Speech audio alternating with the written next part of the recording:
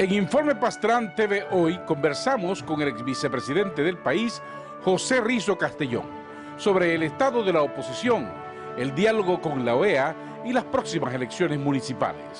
Bienvenidos. Esto es Informe Pastrán TV con Adolfo Pastrán Arancibia, entrevistando a los protagonistas del momento. Estimados televidentes, muy buenos días. Bienvenidos al programa de hoy, este día martes 4 de abril del año 2017. Sean todas y todos bienvenidos al programa esta mañana. Antes, un rápido repaso a las noticias más importantes de las últimas horas. No seremos rehenes de la confrontación, dijo el presidente del COSEP, José Adán Aguerri, en respuesta a los críticos del sector privado por el diálogo que sostienen con el gobierno y porque los acusan de estar a favor de un régimen corporativista. El presidente del COSEP dice: no vamos a ser rehenes de la confrontación como en los años 80. El desempeño económico de Nicaragua es positivo en el 2016, de acuerdo a un nuevo informe del Banco Central de Nicaragua, que ha ratificado que el crecimiento del PIB, el Producto Interno Bruto, fue del 4.7% y hay un indicador de la actividad económica con mucho dinamismo. El sistema financiero nacional está sólido, según ese mismo informe. Hay otorgamiento de mayor crédito, más en el sector comercio y en el sector personal de consumo. Y hay un ahorro de 690 millones de dólares en la factura petrolera en el año pasado.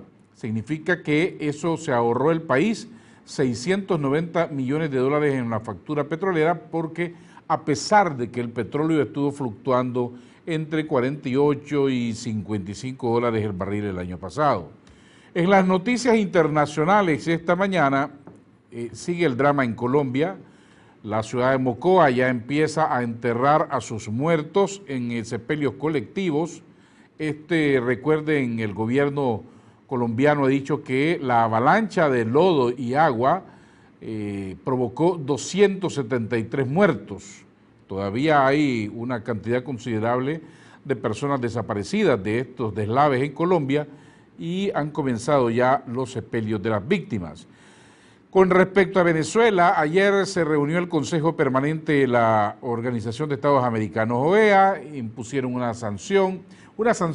emitieron una declaración en donde llaman al gobierno del presidente Nicolás Maduro a elecciones, respeto a los derechos humanos y la liberación de los presos políticos. Fue una sesión muy intensa el día de ayer, en la que los representantes de Bolivia, Venezuela, Nicaragua se levantaron de sus asientos en protesta por lo que consideraban una sesión ilegal.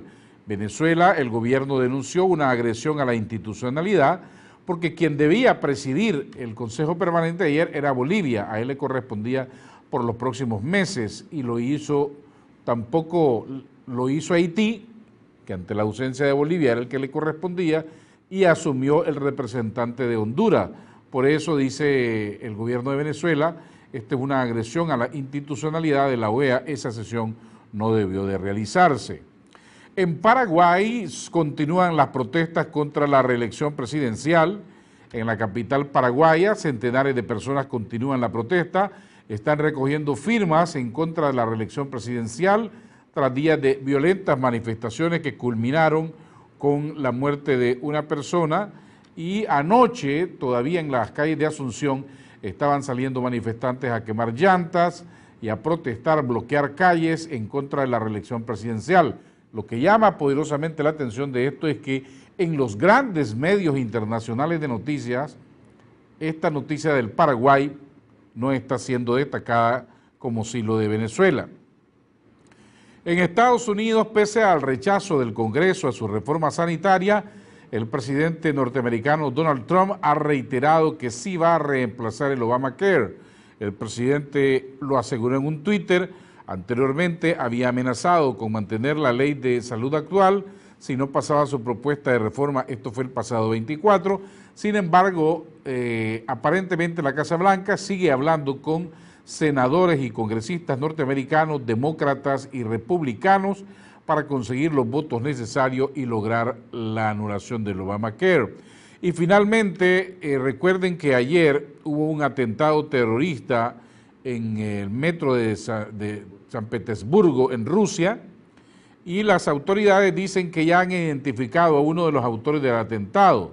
Se trata de un ciudadano ruso originario de Kirguistán, identificado como presunto autor del atentado del metro. Ya lo tienen plenamente identificado. Es un ciudadano de 22 años, nacido en la República Centroasiática de Kirguistán, que de acuerdo a la inteligencia es el autor de este atentado ayer en el metro de San Petersburgo, que causó la muerte de 11 personas y decenas de heridos. Así anda el mundo. Nosotros vamos a hacer una pausa comercial y al regresar conversaremos con el doctor José Rizo Castellón. No se vayan. Una pausa y seguimos con más de Adolfo Pastrán y los personajes que hacen la historia.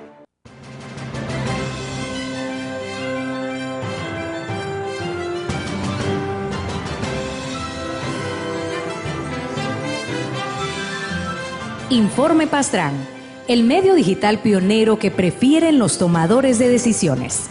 Un boletín diario sobre la vida política, económica e institucional de Nicaragua, informando de forma equilibrada, balanceada y transparente. El medio digital líder por su profesionalismo, por el derecho de informar y ser informado. Informe Pastrán, donde todas las voces se escuchan. Anúnciese aquí. Suscríbase ahora.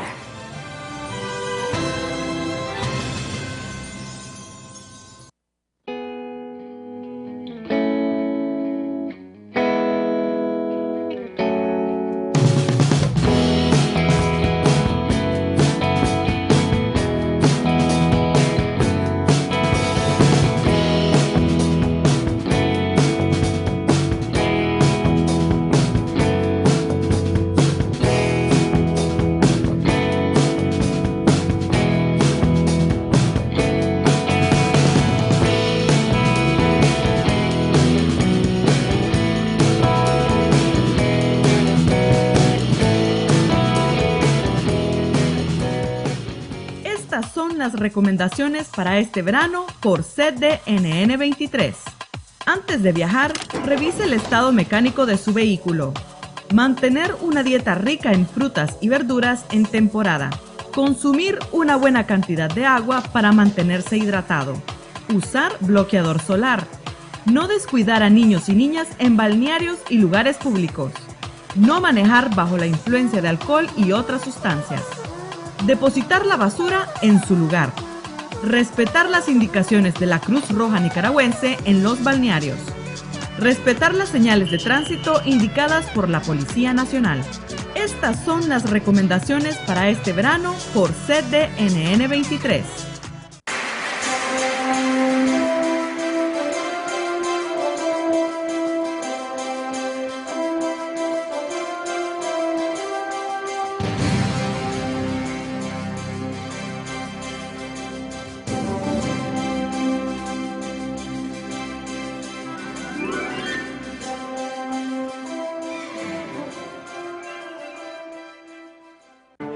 Estamos de regreso en Informe Pastrán TV, ejerciendo el cuarto poder. Estimados televidentes, gracias por continuar en nuestra sintonía. Ahí tienen el número de WhatsApp para quienes quieran comunicarse con nosotros, enviar sus mensajes, preguntas para nuestro invitado. Le doy la más cordial bienvenida al doctor José Rizo Castellón. Qué gusto de tenerlo, doctor. Igualmente, Adolfo, muy complacido y muy agradecido por tu invitación. Ex vicepresidente de la República, ex candidato presidencial. ¿Nunca fue diputado usted? No, nunca llegué a la Asamblea Nacional, a pesar que por derecho, de acuerdo a la Constitución, habiendo sido, recordar que la Constitución establece que los expresidentes asumen su escaño como un diputado, escaño constitucional, y el ex vicepresidente electo por el voto popular asume su escaño como suplente. Y recuerda que hicieron maniobras como todos los que padecemos aquí o vivimos aquí, y entonces apareció, aunque no era electo por voto popular, en el escaño don Alfredo Gómez Urcullo, que había sido el vicepresidente. Esa fue una decisión de la Corte Suprema de Justicia. Sí, inspirada pues, y no por el Espíritu Santo. Doctor, ¿qué tal? Usted, jinotegano, managüense, ¿cómo está Jinotega? Bien, allá paso haciendo, como yo digo, administrando el ocio y complacido haciendo las cosas que me gustan. Ahí veo y atiendo mi finca Valparaíso. La Casa Solariega la he convertido en un pequeño hotel boutique que yo llamo que es un museo con servicio de alojamiento por las reliquias históricas que ahí tengo y exhibo. Y escribiendo, leyendo, y una vida ¿Está vinculada al usted campo. feliz, tranquilo, lejos del mundanal ruido de la política partidaria? Yo creo que nadie se aleja de la política. Uno se aleja de la vida partidaria, como es el caso mío. Pero de la política no. La política ya solo con tus preguntas, tus insinuaciones, tu mirada, ya estamos haciendo política. Antes quiero agradecer este café de altura, la Casa de los Rizos, que cortésmente nos ha traído el doctor. Muchas gracias, doctor. Aquí lo vamos a disfrutar todos los días con nuestros invitados en el programa. ¿Esto lo está produciendo usted en su finca ahora? No, sí, la finca produce café, pero tengo un concepto diferente y que yo exhorto a mis amigos y a los nicaragüenses que estamos vinculados al campo. Yo creo que la finca mía Valparaíso, cuyo nombre la bauticé esa finca así por... Valparaíso por Chile. Sí, es que mis hijos nacieron en la provincia de Valparaíso. Nacieron en Viña del Mar, que es parte de la provincia, pero no le iba a poner Viña del Mar, y yo quería establecer un vínculo sentimental con mis hijos y con ese país que me acogió en la década de los 80, que pude ejercer la profesión y hacer mi vida durante 10 años, del 80 al 90. Entonces la bauticé como Valparaíso, pero sí es cierto que el café es el que me produce réditos económicos, tanto para mantener la finca como para ayudarme a mí y a mi familia. Lo cierto es que creo que también no solo el café debe dar satisfacciones, debe haber otro tipo de satisfacciones, no necesariamente económicas. Entonces, como te dijese, tengo una parte de flores, tengo una parte de verduras exóticas, que no es el repollo y la remolacha, sino que acelga, puerro, berro, hinojo. Eso es para un mercado consumidor más gourmet. Sí, es gourmet y además es un esfuerzo que hago también para que penetre en el hábito gastronómico del nicaragüense otro gusto, que no necesariamente nos quedemos anclados al repollo con el tomatito, sino que hay cantidad de legumbres, cantidad de vegetales. Tengo la uchuva, por ejemplo, que es a propósito del drama que está viviendo Colombia con estos deslaves, y que ojo por lo que no ocurre. Vemos lo que pasó en el Perú, vemos lo que pasa en Colombia. Todo puede ser esto vinculado al cambio climático también. Entonces, de Colombia tengo una fruta extraordinaria que se llama uchuva, que la ocupan para ensaladas, para mermelada, y en Europa es una delicatessen que la utilizan para ornamentar los platos, y una frutita muy, muy vistosa. Entonces a eso me dedico, eso me entretiene muchísimo. Además, y combino... la Casa de los Rizos ahora es una hotel boutique. Sí, ahí tengo cosas, por ejemplo, el altar donde celebraba misa Pereira y Castellón cuando llegaba a visitar a sus parientes, a sus primos muy queridos de Jinotega.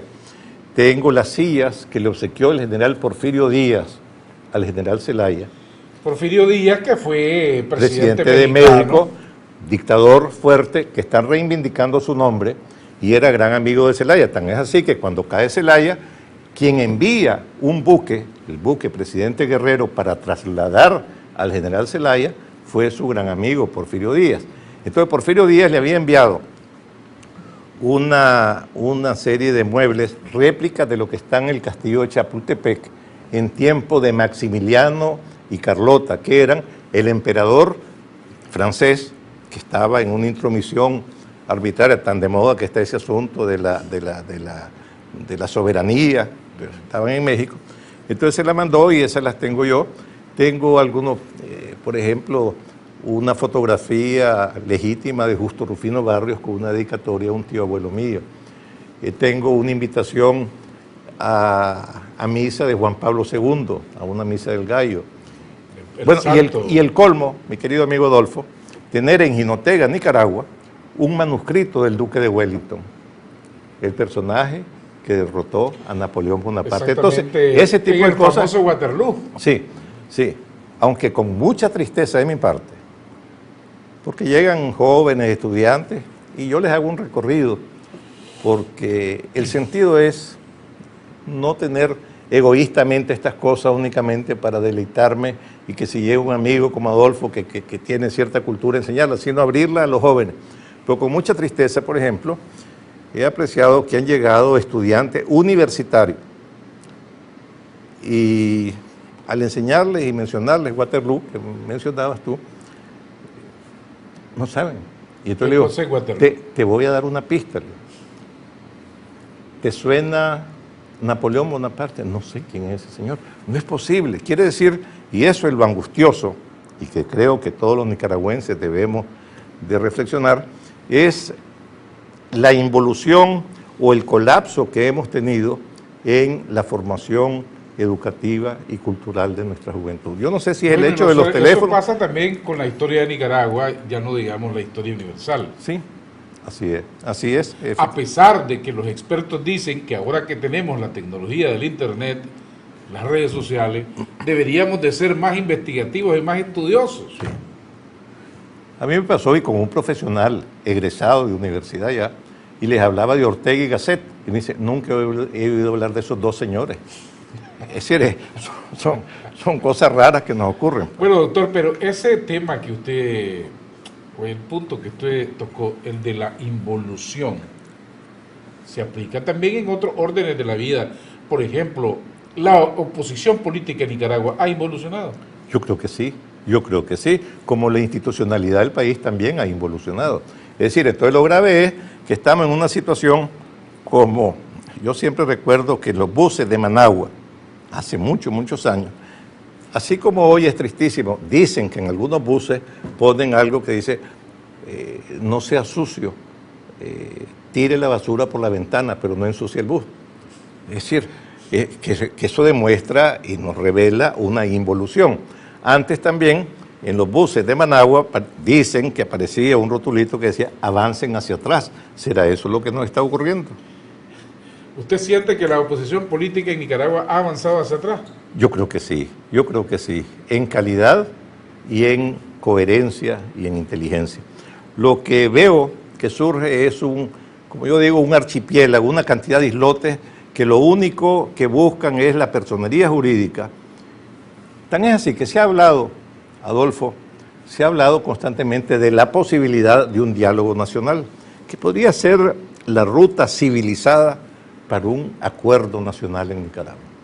¿Cómo es posible que los partidos y los actores de oposición no tengan la sensatez, la inteligencia, la generosidad de sentarse de previo a unar criterios para llegar a un diálogo nacional con criterios unificados? Cada quien anda por su lado buscando la personería jurídica, que yo, cuando veo esa búsqueda de la personería jurídica, solo se me viene a la mente una palabra que me gustaría que vos, para los televidentes, les ayudaras a traducirla. Osteofagia. Osteo, hueso, fagia, hambre. Hambre de los huesos. O esofagitis, todo es el esófago. A ver qué llega al estómago. Cuando la oposición tiene necesariamente que hacer planteamientos serios, así como el gobierno también tiene y requiere para legitimidad de su actuación tener una oposición. Y además, todo gobierno necesita de una oposición. Necesita para un buen gobierno, para la gobernanza, como llaman los expertos en política, se requiere de una oposición y una oposición sensata, como se requiere también del diálogo permanente, como se requiere la presencia en los organismos correspondientes, que es lo que no ocurre, de una oposición para escuchar también a una buena parte de la población que representan. Pero aquí existe el PLC, que es opositor, el PLI, que es opositor, Partido Conservador, que es opositor, Ciudadanos por la Libertad, que esta gente orando la personería jurídica, que es opositor, el Frente Amplio por la Democracia, Unidad con Dignidad. Es decir, si nunca, y te lo digo como liberal, no de partido, sino liberal de doctrina, doctrinario, y que pienso que es la única doctrina política que en el mundo ha sido capaz de llevar desarrollo económico con el respeto de la libertad individual. Los liberales nunca en la historia de Nicaragua han estado tan segmentados, tan divididos como lo están hoy día. Es increíble, es insólito, con unos egoísmos tremendos. Yo siempre hago una comparación, que la clase política nicaragüense hoy en día se parece porque me involucré un tanto por la tesis que hizo mi hijo, que es biólogo, que lleva mi mismo nombre y que hizo su tesis sobre las termitas, sobre el comején.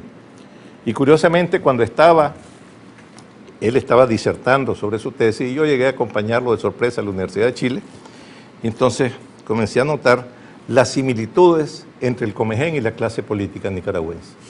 Mientras más pequeño, más agresivo, la parte sensorial no la tienen en la cabeza, sino que la tienen en las patas, el daño que hacen es enorme, comen de noche y se esconden de día, y de tal forma que después, cuando me encontré con el profesor Guía, me dice, profesor, le digo, cuando escuchaba a mi hijo, hice esta análisis, se puso a reír, y me dice, no le importa, me dice dos cosas.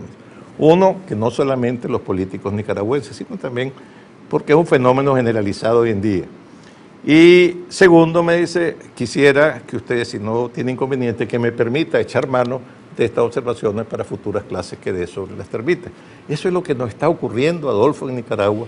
Doctor, pero esa crítica que usted hace y esa radiografía de esta oposición política la venimos oyendo desde hace ya 11 años, desde el 2006 para acá, y que dicho sea de paso, para este tiempo era que estaban las negociaciones entre usted y Eduardo Montealegre para ir juntos a las elecciones del 2006 y no se pudo.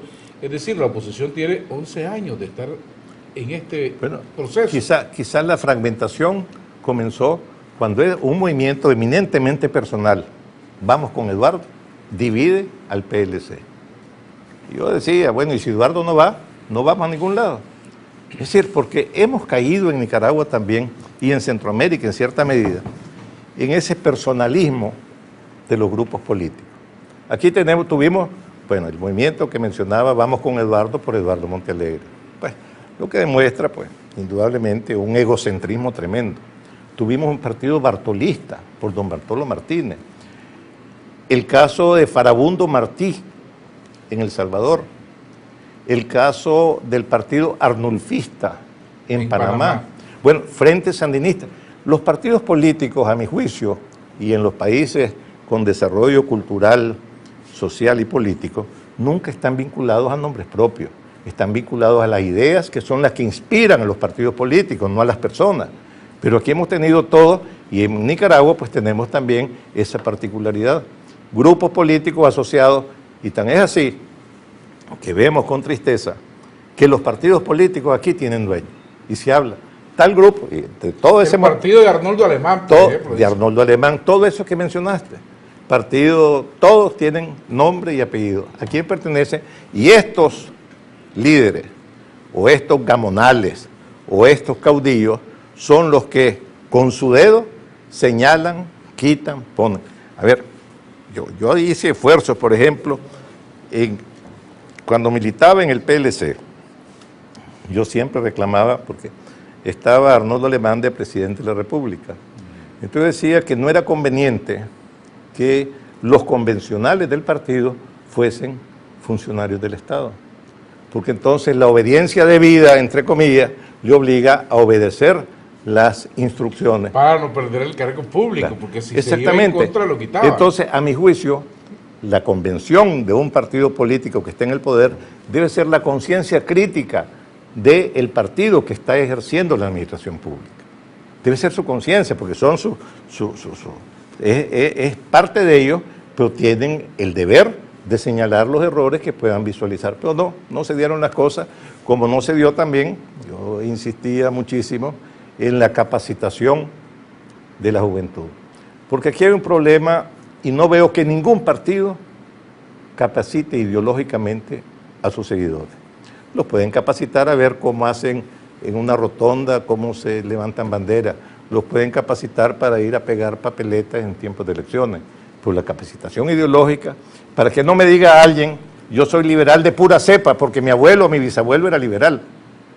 O yo soy liberal porque me gusta el color rojo y entonces como los toros, eso me hace seguir el trapo rojo. O soy liberal porque me cae bien tal líder. Soy liberal o soy socialista o soy comunista porque creo en la doctrina, pero que conozca la doctrina. Y yo creo que ese es un esfuerzo general porque no veo que haya ni interés, ni lo están haciendo ninguno de los partidos políticos. Tampoco lo que se observa en los partidos políticos es renovación de cuadros o crear nuevos liderazgos, porque los jóvenes se quejan mucho de que la dirigencia, que tienen presidentes de los partidos al perpetuo, mucho tiempo, así es, y otros dirigentes que no le dan paso a los jóvenes. Es cierto, y por eso insisto, pero se debe de capacitar a los jóvenes. Pero eso también reviste, a mi juicio, un problema, que es lo que llaman o llamamos aquí constantemente el relevo generacional.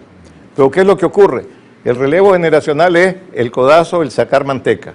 El de 20 años, ya el de 30 años dice, no, ¿qué estás haciendo si vos ya tenés 30 años? El de 30 años, el de los 40 años, ya ¿qué tenés que hacer? Y así vamos únicamente con el afán de excluir para figurar. Es únicamente. Es decir, si aquí se necesitan, los jóvenes necesitan de los adultos necesitan de los jóvenes, y ahí es donde debe haber cierta cohesión. Y el problema está en que después los partidos nombran sus presidentes honorarios vitalicios, que son los que se convierten en líderes de los partidos. Yo no sé, creo que la figura de presidente honorario vitalicio solo la tiene el PLC. No conozco ningún otro partido, el PLI no he escuchado que tenga esa figura, creo que el Frente Sandinista tampoco, el Partido Conservador tampoco, es una figura únicamente del PLC, donde yo fui presidente honorario, pues si fuera vitalicio... Pero no fue vitalicio. Bueno, no, porque yo me retiré de la vida partidaria. ¿Cómo fue la recuperación o el proceso para que los liberales siguieran existiendo después de la caída del general Zelaya? Bueno, en primer lugar cae Zelaya, pero quien le releva es un personaje de un talento extraordinario. En lo que mencionábamos al inicio, en la Casa de los Rizos, a la entrada lo que hay es un baúl antiguo con las dos fotos de las dos figuras que yo más admiro dentro del liberalismo nicaragüense. El general Zelaya, que es la última foto que él se tomó ya anciano, con sombrero, ya un hombre, no tiene nada que ver las canas con la ancianidad, pero ya luciendo canas, y José Madrid, cuyo talento, y es un hombre lamentablemente que murió muy joven, y que dicho sea paso, ve qué coincidencia, José Madrid fue profesor de escuela en Jinotega, vivió en Jinotega a la edad de 18, 19 años, allí vivió en Jinotega, dio clases y logré que en la escuela donde dio clases se pusiera una placa conmemorativa de José Madrid. Entonces, la figura de José Madrid hace efectivamente que subsiste en cierta medida el liberalismo. Y otra cuestión vinculada a eso era la calidad de hombres que rodearon a Zelaya. Ahí teníamos a un José Dolores Gámez, ahí teníamos a un Julián Iría, en fin, una serie de personajes. Ahí tenía a Coronel Matus. Es decir, era una serie de personajes con talento y talante y sobre todo con convicciones liberales. Y tan es así que pocos años después el liberalismo regresaba al poder. Y lo tuvo. Bueno, lo tuvo ya una reestructuración del Partido Liberal Nacionalista con Somoza. Bueno, pero antes estuvo la administración de Moncada, la administración del doctor Juan Bautista Sacasa, sí, cierto. Luego la de Somoza con sus hijos, que siempre yo ahora que vivo escudriñando, yo no sabía que los Somoza eran descendientes de un sacerdote, del padre Calixto Reyes. Entonces hemos tenido en Nicaragua 7 presidentes del país descendientes de sacerdotes. Interesante. ¿Y no se supone que los sacerdotes no tienen hijos? Bueno, pero recordemos, bueno, y los papas con Alejandro VI, con los Borgias, es decir, es cuestión de tiempos también. Se supone, pero tenés esos 4 vinculados a la familia Reyes. El padre del presidente Fernando Guzmán fue el padre Camilo Solórzano, de Tipitapa. El abuelo del general Zelaya que hablábamos fue el padre Policarpo Irigoyen. El abuelo del doctor Alemán es el padre Antonio Villalta. Es decir, son cosas de la historia que no se conocen y son irrelevantes. Y eso no distingue en absoluto la actuación que tuvieron estos personajes en la política. Pero son datos históricos que es interesante que se conozcan. Entonces no me debería de sorprender que algunos políticos actuales sean hijos o nietos de sacerdotes. Pero si eso era corriente antes, pues. era muy corriente y no era tampoco, se dice que muchas veces con habilidad el sacerdote presentaba a sus hijos como: te voy a presentar al sobrino de la hermana del sacerdote. Es decir, estaba presentando a su hijo. Pero eso eran cosas de tiempos pasados que la gente lo aceptaba. Ahora, pues, por eso es que también muchos sectores en la Iglesia Católica cuestionan el celibato y creen que posiblemente en unos años se va a permitir o que mujeres puedan optar a ser sacerdotes, o que los sacerdotes puedan también contraer matrimonio. Si este es el estado de la oposición en este momento, fragmentada, dividida desde el año 2006 a la fecha, ¿cuál va a ser el futuro de esta oposición de cara a las próximas elecciones municipales del mes de noviembre? Queremos los comentarios del doctor José Rizo después de la pausa. No se vayan. Una pausa y seguimos con más de Adolfo Pastrán y los personajes que hacen la historia.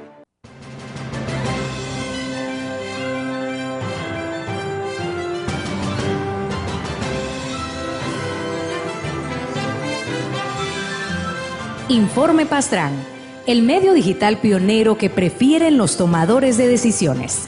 Un boletín diario sobre la vida política, económica e institucional de Nicaragua, informando de forma equilibrada, balanceada y transparente. El medio digital líder por su profesionalismo, por el derecho de informar y ser informado. Informe Pastrán, donde todas las voces se escuchan. Anúnciese aquí. Suscríbase ahora. Respetar las señales de tránsito indicadas por la Policía Nacional. Estas son las recomendaciones para este verano por CDNN 23.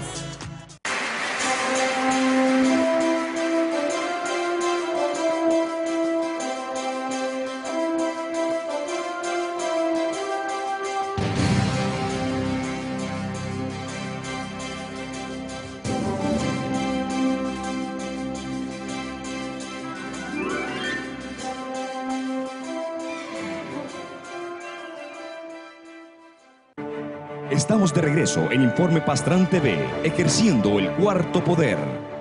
Estimados televidentes, ahí tienen el número de WhatsApp para los que quieran comunicarse con nosotros, enviar sus comentarios y preguntas para nuestro invitado esta mañana, el doctor José Rizo Castellón. Hablamos del estado de la oposición política de Nicaragua, pero esta oposición, así tal cual está, va a presentarse de nuevo a las elecciones municipales que se van a realizar en Nicaragua en el próximo mes de noviembre. Lo que hemos escuchado ya es que el PLC va por su lado, el PLI dice vamos por nuestro lado, Partido Conservador vamos aparte, los socialcristianos y Ciudadanos por la Libertad y el Partido de Restauración Democrática, el reverendo Saturnino Cerrato, están pidiendo personería jurídica, confiados en que también van a poder participar. Que se les den el tiempo para participar, porque sí, hay un porque tiempo. Tienen que dárselas ya 6 meses antes de las elecciones. Si se las otorgasen, probablemente vamos a tener una boleta electoral de 10 casillas. Entonces, ¿cuál es el futuro de la oposición? Pues antes que nada, yo no sé si la oposición está recibiendo el mensaje, que yo no sé si el timbre que tenés para un llamado de atención, que eso lo ocupaban antes en los colegios. Y recuerdo en el viejo Congreso Nacional, donde se reunía la Cámara de Diputados y la Cámara del Senado, porque Nicaragua tenía un sistema bicameral hasta 1979, igual a muchos países también que tienen 2 sistemas. Inglaterra misma, que es la cuna de la democracia en muchas cosas, tiene la Cámara de los Comunes y la Cámara de los Lores, que es la Cámara Alta y la Cámara Baja, que se llama. Y entonces los presidentes ocupaban, para llamar la atención, para pedir silencio, siempre un timbre como el que estás utilizando en tu programa. Entonces, cuando escucho eso, yo no sé si es un mensaje que le estás dando precisamente a esto. Este es para nuestros televidentes que estén activos y pendientes del programa. Porque lo que mencionabas, Adolfo, en torno a las elecciones, yo no encuentro por qué no tienen la capacidad para sentarse a unar criterios y exigir, porque no basta acudir a las elecciones, tienen que existir una serie de que haya unas elecciones transparentes, que haya credibilidad, porque si no hay credibilidad y si hay esa fragmentación, lo que vamos a tener es igual que lo que ocurrió hace unos tantos meses, una ausencia total, un desencanto total, una no participación, porque se sabe que no hay elección, hay votación, pero no hay elección. Entonces se tiene que exigir también, y en esos arreglos con la OEA, la presencia de observación nacional e internacional. Yo siempre lo he dicho, porque se habla no de observación, sino acompañamiento. Bueno, y si yo me viniera a este programa y me hiciese acompañar por alguien que sea un sordo mudo y que además de sordo mudo es ciego, a ver, qué relevancia. Si no va a oír, no va a hablar y no va a ver. Y ese es un acompañante. Y pudo haberme acompañado, lo siento allí, y yo llegué acompañado. Pero si yo traigo a un observador, es el que pueda analizar el programa, ver el programa, hablar sobre el programa, oír. Y eso es lo que se trata en una elección. Que no se trata también de turismo electoral, donde van a venir unos personajes únicamente que lo lleven. Ve, vámonos a ver cómo están las mesas electorales en Mazatepe y ahí aprovechemos y nos tomamos un mondongo. Pues no, el acuerdo con la OEA, entre el gobierno de Nicaragua y la OEA, que ya estableció un memorándum de procedimiento y se estableció que van a observar o acompañar las elecciones. Bueno, ojalá, ¿le da eso alguna...? Ahí tiene bueno, veremos la seriedad con que la OEA, que yo creo, y lo vemos con Venezuela ahorita, que es un drama, lo que está ocurriendo en Venezuela, un país que ha padecido tanto y que ha sido tan rico, no solamente económicamente, ha sido uno de los más ricos de América Latina, con sus recursos, pero rico en historia. De ahí salió Simón Bolívar, de ahí salió Miranda. Sin ir más lejos, la parte dictatorial padecieron de dictaduras feroces como la de Juan Vicente Gómez y luego de Rojas Pinilla. No, perdón, de Rojas Pinilla, ese fue en Colombia, de Pérez Jiménez. Y sin embargo hubo esfuerzos con Rómulo Betancourt para establecer una democracia, para volver, marchando hacia atrás, una involución tremenda donde vemos un país democráticamente colapsado, económicamente en la ruina, un país tan rico, y una ridiculez escuchar a un jefe de Estado viendo pajaritos, utilizando los símbolos patrios como capa para montarse a caballo, o en la gorra, o en casi como un disfraz. Me parece poco serio de un país que ha sido, al fin y al cabo, un país admirado en América Latina. Y vemos el triste desempeño, así como hablábamos de la oposición, vemos el triste desempeño también, por ejemplo, de la canciller venezolana en la OEA. Pero bueno, el caso de la OEA con Nicaragua, eso ya es el papel de la OEA en Venezuela. Sí. ¿No cree usted o cree usted que esto le da más confianza al elector nicaragüense, la presencia de la OEA? El elector es el que va a tomar la decisión si asiste o no asiste a votar. Si vemos, y es tristísimo, porque tenemos más de 150 municipios, bueno, yo soy un municipalista convencido, recuerda, fui presidente de INIFOM, sí. Y entonces, que era la institución que en aquel entonces articulaba las relaciones entre el poder central y la autonomía de los municipios. De ahí es donde nació, por ejemplo, la asignación presupuestaria para ayudarle indiscriminadamente a los municipios, para promover la descentralización. Esa descentralización, que yo siempre tenía una frase que decía que en Nicaragua Dios está en todas partes, pero despacha en Managua. Y eso hay que cambiarlo también. Entonces, es muy importante lograr que haya legitimidad en las autoridades, que se sientan representados, que los cabildos municipales sean la expresión también de la población y la participación ciudadana, que es parte también de estos conceptos municipalistas. Entonces, si la población no siente que hay garantía, si la población no siente que haya un proceso transparente, un proceso justo, un proceso en que se respete su voto, tengo la impresión que la población se va a abstener una vez más, ya con una indiferencia, porque es triste a lo que hemos llegado en Nicaragua. Muchas veces dice el ciudadano común y corriente, es que en política yo no me meto porque yo no como de la política. La política no es que te va a llevar tu almuerzo y te va a llevar tu plato de comida a mediodía. Pues la política te puede garantizar sobrevivencia y mejorías económicas. La política te puede garantizar la libertad que está por encima de todas las cosas. La política te puede garantizar educación para tus hijos. Entonces, no es que te dé el plato de comida. Por eso es la obligación de participar, pero que haya un mínimo de condiciones que te inspiren confianza. Tengo varios mensajes de los televidentes. Dice el primero, doctor Rizo, ¿por qué tiró la toalla antes de tiempo sabiendo que tiene mucho que dar para Nicaragua? Otro mensaje de otro televidente dice,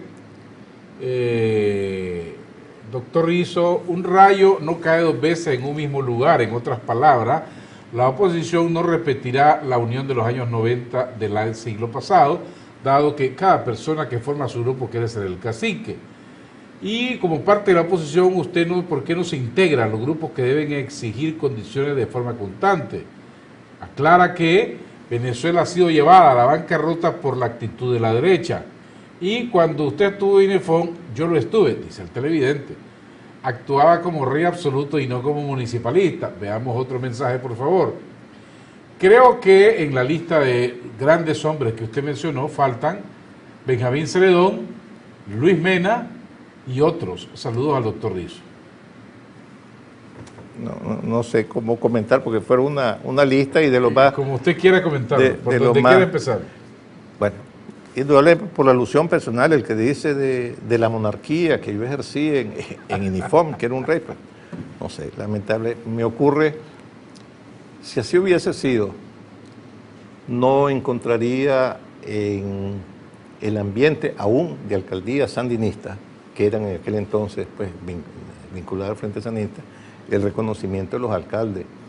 Tal vez no tendría tanto de alcaldías vinculadas al Frente como de alcaldías liberales, como tengo más de 60 reconocimientos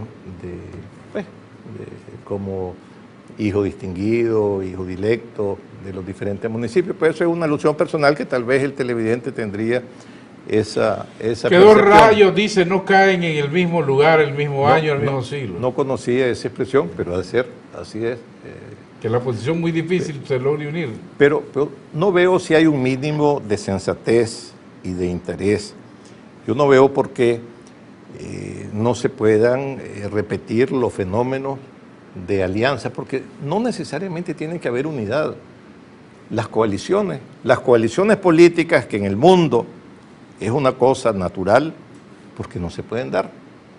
Las coaliciones y escoger con sabiduría, con tacto, con encuestas rápidas, escoger a los mejores candidatos para la municipalidad. Aquí hubo ya una coalición que se llamó Coalición Nacional por la Democracia, cuyo coordinador nacional fue el exdiputado Eduardo Montealegre. Ahí estaban liberales. Es que hoy ya estoy perdido con tal. ¿Y esto no es los Ciudadanos por la Libertad o no tiene nada que ver? Esto era antes de Ciudadanos por la Libertad. Ah, es una... Coalición Nacional por la Democracia, en que estaban liberales que disienten del PLC, liberales que disentían del PLI, miembros del PLI, el MRS y la Acción Ciudadana y otros partidos. El objetivo era electoral para las elecciones del año pasado. ¿Qué pasó después? Se quebraron y vemos que la semana pasada dirigentes del MRS comienzan frontalmente a atacar a Ciudadanos por la Libertad porque están gestionando su personería jurídica y les dijeron barbaridades. Entonces... Las termitas. Volvemos a lo del Comején, las termitas. La disensión, a mi juicio, no necesariamente te debiera llevar a la deserción. Pero si los partidos políticos y los ciudadanos queremos la democracia para nuestro país, la primera obligación de los partidos políticos sería practicar la democracia interna. Practicar la democracia interna dentro de los países, dentro de los partidos políticos. Es decir, que los candidatos se elijan democráticamente y no autocráticamente, no dedocráticamente. Pero ese proceso, ¿cuánto tiempo va a durar? Porque ya tenemos años de estar en este proceso. Entonces tal vez ahí sí va a ser justo el relevo generacional de todos y que sirva, porque alguien hablaba de que por qué... ¿Por qué usted se retiró de la política demasiado pronto? Insisto, si no me he retirado de la política, me he retirado porque no me siento cómodo en ninguno de estos grupúsculos que pululan y que lo que andan buscando es a ver cómo van de candidatos a algún lado. Pero puede volver José Rizo a la política activa, pues yo no me he retirado de la política. me he retirado del partido político único en que he militado como partido político. Y tal vez yo siempre digo que hay 3 recomendaciones o 3 advertencias que yo siempre escuché de mi padre y una de ellas me llegó. Yo escuché, y creo que todos somos fruto de las enseñanzas, de lo que nos inculcan de niño, de lo que escuchás en tu hogar de niño. Yo escuchaba, por ejemplo, de mi padre mucho decir que el que poco lee, poco sabe, el que poco sabe, poco vale.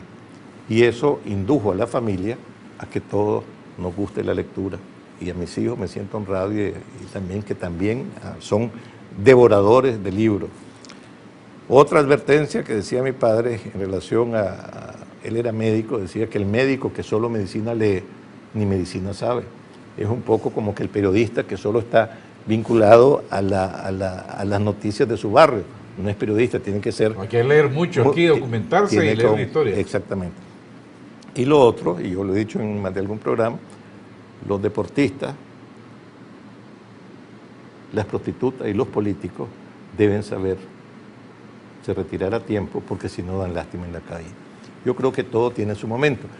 Yo en mi casa, tanto en Jinotega como acá en Managua, yo recibo constantemente a jóvenes que están en sus grupos de formación, de capacitación política, y a todos ellos, y les agrada que les digo, miren muchachos, pues son jóvenes con mucho impulso, con mucho entusiasmo, entonces les digo, aquí, si ustedes creen que esto lo van a solucionar en 6 meses, olvídense. Aquí no hay espacio para los que tienen prisa. Estos son movimientos de largo aliento, la cuestión de capacitación y de formación no es por decreto, es como la historia que se dio en Nicaragua de la democratización, de lo que se llamó la democratización de la educación. La educación no se democratiza como no se democratiza la inteligencia.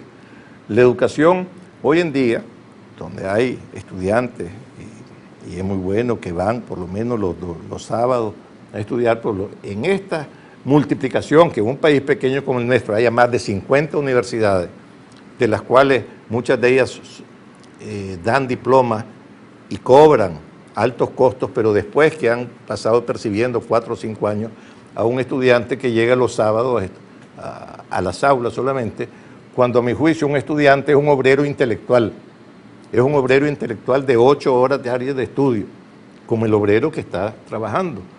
Y después yo soy abogado, yo creo que cuando te recibís de abogado, lo que sabes es dónde ir a consultar, pero tenés que seguir estudiando como en todas las profesiones. Sí, José Rizo no está retirado de la política, está en un receso. ¿Y de qué hemos hablado aquí en esta hora? No, hemos hablado de política, pero usted está retirado de la política partidaria, es decir, no está militando en ningún partido. No debemos descartar a José Rizo incursionando nuevamente en la vida partidaria próximamente. Depende, si hay una coalición seria, responsable, con madurez, y veo que hay, por supuesto, que yo estaría dando mi respaldo como un soldado liberal, y por eso aplaudo cuando alguien que mencionó efectivamente Benjamín Celedón, y hay una cosa curiosa, es que Benjamín Celedón, los grandes íconos liberales, son héroes como Benjamín Celedón, como Sandino, que evidentemente que fue liberal, que son personalidades vinculadas al liberalismo y cuyo talento definitivamente estuvo al servicio del país y de su partido. Cuando hablaba usted de la oposición termitas o la oposición comején, para que el pueblo de Nicaragua lo entienda mejor, entonces estaba reflexionando rápidamente, ¿cuál entonces ha sido la mejor oposición que ha tenido Nicaragua? La que enfrentó a Somoza García, la que enfrentó a Somoza de Baile, la de los años 80 en Nicaragua, la de los 90, el Frente Sandinista en la oposición. Tal vez yo descartaría, porque todos tuvieron su posición, y interesante la calidad de oposición que tuvieron, por ejemplo, los Somoza, donde no solamente era la oposición del Partido Conservador en aquel entonces, era la oposición del Partido Liberal Independiente, donde habían figuras extraordinarias en su talento, en sus posiciones, en su honestidad, porque eso es un aspecto que no tocamos también, la parte de corrupción cuando se accede al poder. Hay algo importantísimo y que yo sostengo, que ser honesto paga. El hecho de poder transitar, el hecho de poderte desplazar sin custodia, que lo que te custodia son tus antecedentes, tus credenciales. No necesitas que ande un policía, un edecán, que eso no tiene precio para tu tranquilidad y para tu satisfacción y tu orgullo. Y tristemente hemos visto, a propósito de las termitas que son destructoras, la parte de quien llega a la función pública únicamente con el afán de enriquecerse, que ha sido un drama tremendo que hemos padecido. Pero ha habido oposición, volviendo a tu pregunta, oposición en tiempo de los Somoza. En tiempo de los 80, lamentablemente, una buena parte de la oposición se tuvo que ir del país, se fue del país y desembocó en algo que no es deseable para Nicaragua, como es una guerra fratricida como la que tuvimos también, donde hay miles de muertos y que tristemente, y es un caso insólito en mis reflexiones de allá donde mezclo, como yo digo, como el café, la altura con la cultura, es que no hayamos tenido en Nicaragua un libro blanco de qué es lo que ocurrió en ese tiempo, cuántos muertos hubo, las razones, que eso quede para la posteridad, porque yo sostengo, y para aquellos que participan activamente en la política, que es dramático que se escriba muy poco, que no se deje testimonio de las acciones de cada quien. Niceto Alcalá Zamora, que fue presidente de la República Española, allá en los años 30 del siglo pasado, tuvo una frase que lo encuentro fascinante y decía que toda persona que haya tenido algún tipo de relevancia en el campo que sea, tiene la obligación de dejar constancia de ello. Yo por eso exhorto a que todos escribamos, e insisto, si todos decimos un poquito de lo que sabemos, llegaremos a saberlo todo. Pero todos tenemos que hablar, todos tenemos que decir, todos tenemos que escribir. Entonces, doctor, para ir concluyendo, esto para recuperar la oposición o que la oposición pueda recuperarse del estado actual en que se encuentra, ¿cuánto va a durar este proceso? ¿10 años más? No, yo no me aventuraría ni sería tan irresponsable hablar de cuántos años. A veces existe la aceleración en la historia. Lo que normalmente toma en circunstancias normales 10 años, puede ser que se den en 10 meses. Todo depende de las circunstancias y de algo que ocurre muchísimo en la vida política que se llaman los imponderables. Pero a propósito y además de los imponderables, yo creo que la oposición nicaragüense tiene un gran ejemplo en el Frente Sandinista. El Frente Sandinista se divide en el año 94, Daniel Ortega se queda solo con unos cuantos diputados y viene ganando elecciones municipales y va subiendo el número de alcaldías con las que va ganando hasta que logra llegar a la presidencia de la República. Porque no hay que negar que el presidente Ortega llega a la presidencia de la República porque en gran medida los opositores le facilitaron las cosas. Sí, y porque también no se contó un porcentaje de las elecciones, todavía, porque se pegó carrera para ir a reconocer cuando había un convenio de que si no estábamos satisfechos con los resultados, nos dedicábamos a denunciar. ¿Ese era un convenio entre quiénes? Eduardo Montealegre y yo. Un pacto no escrito de caballeros que teníamos que estar satisfechos de los resultados.